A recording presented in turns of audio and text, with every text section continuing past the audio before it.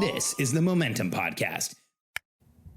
I feel like this concept of working less to grow faster is so important, and I had so much fun recording the first episode that this is the second. You know, in the first episode, I talked about one of the ways to work less is to stop solving all the problems. So if you haven't listened to it, you might want to check it out. And now in this second episode, I'm going to talk about process development. So many of us have read The E-Myth, but just the idea of documenting every single process in an entire business down to the singular step is so overwhelming. In this episode, I want to help you do it much, much easier. I'm Alex Sharfin, and this is the Momentum Podcast, made for empire builders, game changers, trailblazers, shot takers, record breakers, world makers, and creators of all kinds. Those among us who can't turn it off and don't know why anyone would want to. We challenge complacency, destroy apathy, and we are obsessed with creating momentum so we can roll over bureaucracy and make our greatest contribution. Sure, we pay attention to their rules, but only so that we can bend them, break them, then rewrite them around our own will. We don't accept our destiny, we define it. We don't understand defeat because you only lose if you stop, and we don't know how. While the rest of the world strives for average and clings desperately to the status quo, we are the minority, the few, who are willing to hallucinate there could be a better future. And instead of just daydreaming of what could be, we endure the vulnerability and exposure it takes to make it real. We are the evolutionary hunters, clearly the most important people in the world, because entrepreneurs are the only source of consistent, positive human evolution, and we always will be. Okay, so just really quick review from the first episode in case you haven't yet listened to it. You know, I have this belief that as entrepreneurs, once we build a team, not for a beginning entrepreneur, not for somebody who's just starting out, not for somebody who's just starting a business, there you end up having to do the lion's share of the work. And in some cases, you have to do everything, and you are going to have to put in hours, and there's going to be some hustle, and there's going to be grind. But in my belief, if you continue those habits, once you build a team, you're going to become the biggest liability in the company. You're going to stay the biggest bottleneck in the company, and you're going to have a hard time creating the freedom that we want as entrepreneurs. And in the first episode, I talked about problem solving. And if we are involved in every problem and we do all the problem solving, it makes growth very difficult. And in this episode, I want to talk about process development. So one of the conversations I have often with entrepreneurs is somebody will be talking at an event, or I'll meet somebody, I'll tell them what I do, and they'll go, "Oh man, and I'll tell them, we help entrepreneurs simplify their operations and plan, execute consistently, and build a really solid infrastructure of a company." And they'll say, "Oh, I've read the E-Myth. I really had trouble documenting all the processes in my company." And then we'll get into a conversation about just how overwhelming it feels to read the E-Myth. I know when I first read it, I was completely overwhelmed. I had it given to me by an accountant when I was like 22 or 23. I was just trying to keep my business going. And I read this book that basically says, if you want to build a real business, you have to document every single thing you ever do down to the singular step. And I remember thinking, like, I run a consultancy. Half the stuff we do, we're figuring out on the fly. How do I do this? It's so frustrating. It's so confusing. Like, I don't, and I ended up not doing any of it for a long time. And part of it was because I didn't really understand how to get it done. Part of it was because I was overwhelmed by the very concept. And part of it was because I was in that place as a young entrepreneur where I didn't know how to leverage my team. I didn't know how to delegate so I got my time back. I didn't know how to even get the time so I could think about a project like that. And I often, talk to and work with entrepreneurs who feel the same way as I did back then. And when they start thinking about process development, it's just overwhelming. So for those, if you've never heard of the term process development or process documentation, what this means is in a business, taking a process that you have, like if you're, I'm trying to think of a good example, but let's say that you're in a brick and mortar and you're selling memberships. Well, you would document every step of the sale of a membership. We set an appointment with the person, we follow up on the appointment, the person shows up for the appointment, we greet them, we use this sales script, that type of a process documentation down to the singular step. And when you do this in a company, this is a discipline that every company should do. Every company should always be engaging in, because when you document processes, a ton of stuff happens. You get clear on the process. Often as you document it, the process becomes more efficient. In fact, we've shared in our membership, and we've actually seen more than once, we have testimonials about this, that when you go to from a fully undocumented process to a documented process, you can have a time savings of up to 90%. And I know that sounds crazy, but we've absolutely seen it in our company, and we've seen it over and over again in our clients' companies. I think Brad Gibb and Ryan Lee were in our program for a while, and they run a company called Cash Flow Tactics, which is an awesome company for people who work in companies like ours and have jobs and want to get advice on how they can create some cash flow and some freedom. And they had a process for onboarding a new client, and I think it went from something like 14 hours with Brad and Ryan involved to where when they documented it and created forms and created a process and a structure, it was like 45 minutes with a receptionist. I can't remember exactly, but if you search for Brad Gibb on my website at sharfen.com/podcast, you can listen to the podcast where he talks about what a life changer the process documentation was. Now, as entrepreneurs, when we start thinking about process documentation, we don't want to do it ourselves.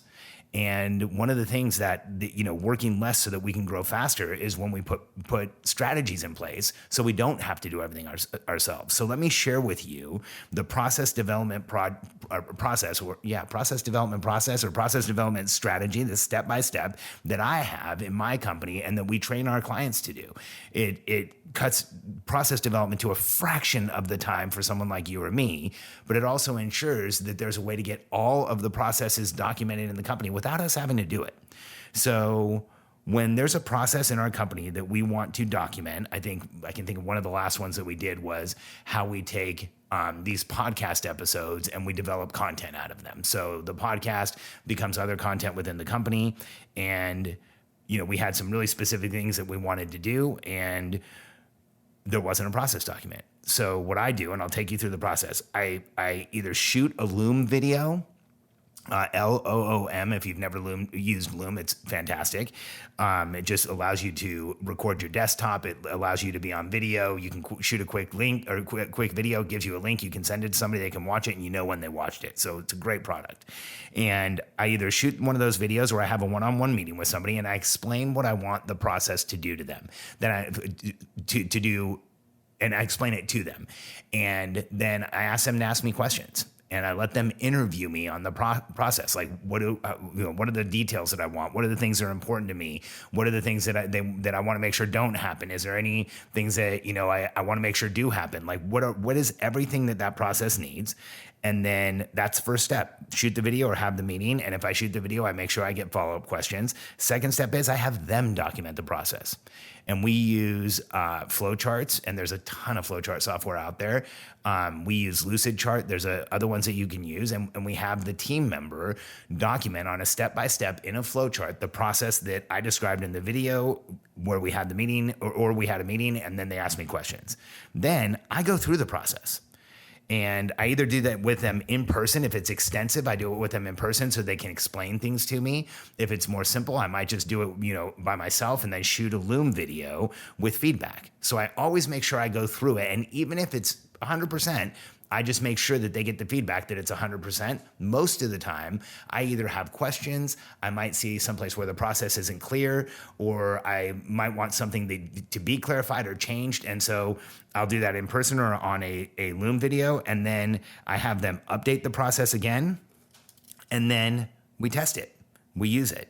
We use the process in real life. And what happens is when you use the process in real life, 99 out of 100 times, you see more opportunities to update. So we test, we update the process again, we make sure it's documented, and then we start using the process.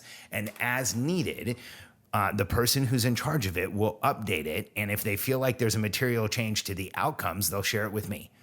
But this way, and by the way, I don't want everybody sharing every process change with me unless it's something that's going to cost money or unless it's something that's going to materially change the outcome or change who's doing it.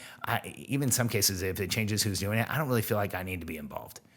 I want to be involved at the beginning. I want to be able to go through the process. I want to make sure that my intentions were documented. I want to make sure the outcomes are clear, but then I leave it up to that person to maintain the process and make the updates and create efficiencies because they're in the chair.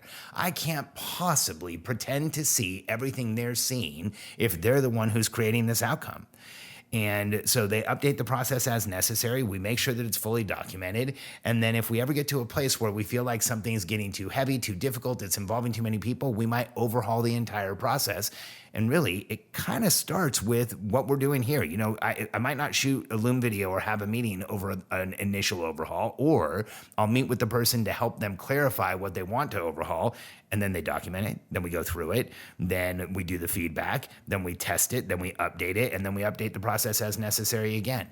And this way, I can have multiple people on a team updating processes for me, and I can get exponentially more done than I would myself. And I'm not doing something that I don't really love and I'm not really good at. Just to be honest, I'm not fantastic at process documentation. You know, there's a lot of things that I'm really gifted at and I'm good at, and I understand those things, and understanding those things allows me to stay out of the way of the things that I'm really not that great at. And this is one of those. And so, and by doing this, I'm working less to grow faster. I'm literally working less to grow faster. And so, when it comes to process documentation, absolve any belief that you have to do it all yourself. In fact, the best way to do it is to not do it yourself, because there's one more factor here that I didn't mention. When you allow a team member to create the process, even if it's based on a Loom video from you or a meeting with you and your clarifications, you actually allow that team member to own the process. And people will do what you ask them to. They will passionately do what you allow them to co-create. And if you create ownership by allowing somebody to create the process, they're going to own it at a completely different level. They're going to maintain it at a completely different level. They're going to feel like it's theirs, and theirs to take care of, theirs to make better, theirs to make efficient, and theirs to make effective. And the converse is correct, is the same. If you create the process, they're going to feel like it's yours to maintain, yours to make effective, yours to make efficient. Even if you tell them you want them to do those things, they're unlikely to change something that they didn't create and own. And so this is a incredible way to stop trying to do all the process documentation yourself and build the foundation of your company by getting all the process documentation done, and build massive efficiencies throughout the entire organization by going through documenting every process, but not doing it yourself. So thanks for being here with me today. I appreciate you listening to the podcast.